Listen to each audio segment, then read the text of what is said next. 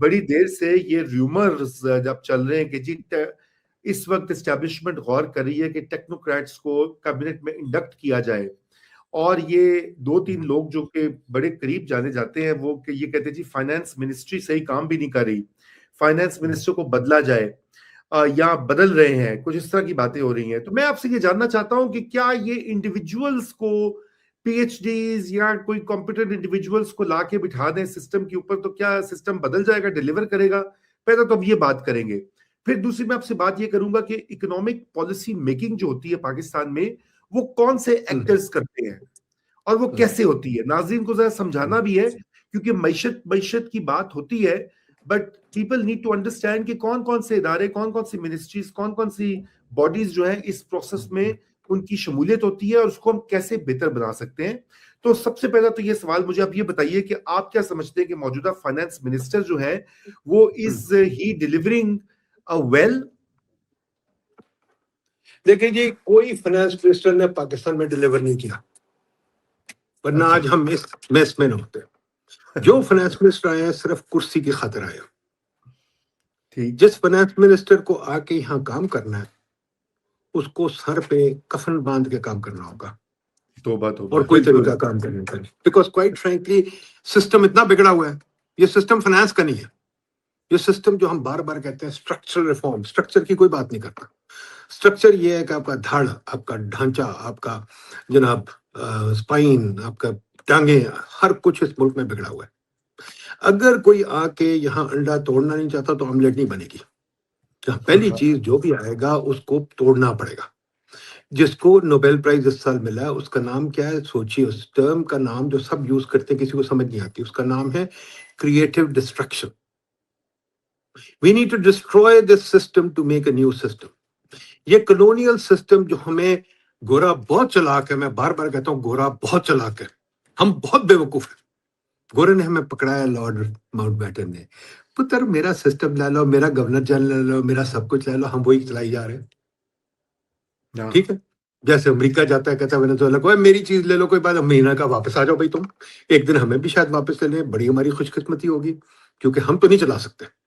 तो मसला ये, it's neither technocrat nor politician. Politicians को भी समझना है कई चीजें वो कर नहीं सकते, और ये हमें भी समझना है। हम सोचते हैं हर मिनिस्टर, हर मिनिस्ट्री पे एक मिनिस्टर हो। There should be a minister for bathroom, there should be a minister for bedroom, there should be a minister for drawing room, there should be a minister for... यार, we don't need ministers. Why do you have a minister for education? Please tell me, करता क्या वो? सिवाय तबादले और ये वो करने क्या करता है? Why do you need a minister for sports? क्या करता है स्पोर्ट्स का minister? Why do you need the PCB chairman to be the minister for interior? भाई खुदा के वास्ते, आप मुझे बताइए, अमेरिका रहते हैं, आप बताइए, बेसबॉल कमिश्नर का भी सुना है, फुटबॉल कमिश्नर का भी सुना है, तो पता है आपको लोग क्या करते हैं? ठीक है, वो कौन होते हैं, कहाँ से आते हैं? वो तो प्लेयर्स ही होते हैं बेसिकली, कोई और तो नहीं आता। फिर आप मुझे बताइए, आपको मिनिस्ट्री फॉर एनर्जी क्यों चाहिए? मिनिस्ट्री फॉर एनर्जी क्या करती है? मिनिस्ट्री फॉर रेलवे क्यों चाहिए? रेलवे को चलाता है। आप मुझे बताएं किस दुनिया में मिनिस्ट्री ऑफ रेलवे होती है?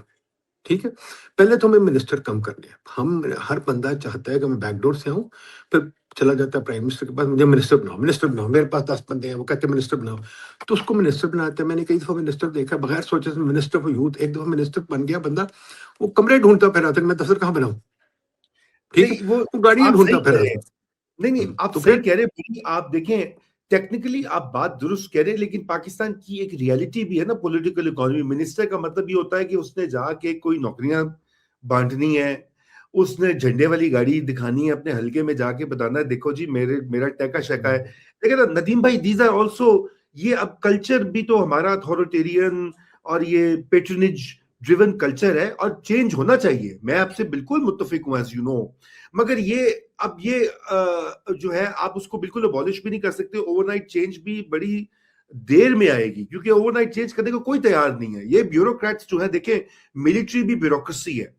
अभी लोग बड़ा कहते हैं जी एस्टेब्लिशमेंट ठीक कर देगी, वो सिविलियन बाबू हैं, इधर वर्दी वाले बाबू हैं, stuck between their files and red tapes and rules and procedures and ranks and hierarchies।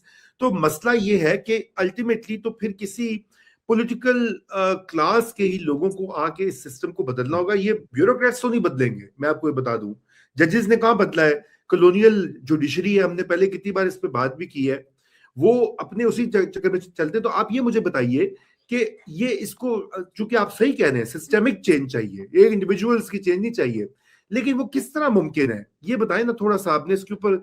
इस तरह मुमकिन है जिस दिन आपकी अवाम, आप और मैं, हमारी अवाम जो है, जिस दिन वो जलसों पे जाना बंद करेगी और जिस दिन वो इनके कहने पे बाहर नहीं निकलेगी कि हम आएंगे, और जिस दिन वो बाहर निकल के सीधी जीओआर जाके दीवारें तोड़ेगी, जैसे हुआ था फ्रांस में, जिस दिन उन्होंने दीवार तोड़ी थी, उसकी वो क्या फेमस जगह है, उसकी दीवार तोड़ी थी, उस दिन बात बनी थी। जिस दिन वो वर्साई पैलेस में घुस गए थे, उस दिन बात बनी थी।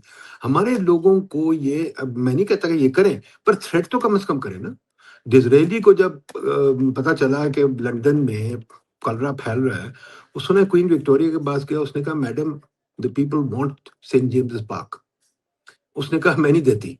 तो कहता मैडम दंदल, ये वो कहती है what if I don't, mister Disraeli कहता है, वो तो जैसे बात करते हैं ना प्यार से। उसने कहा मैम दंदल have your head and your crown.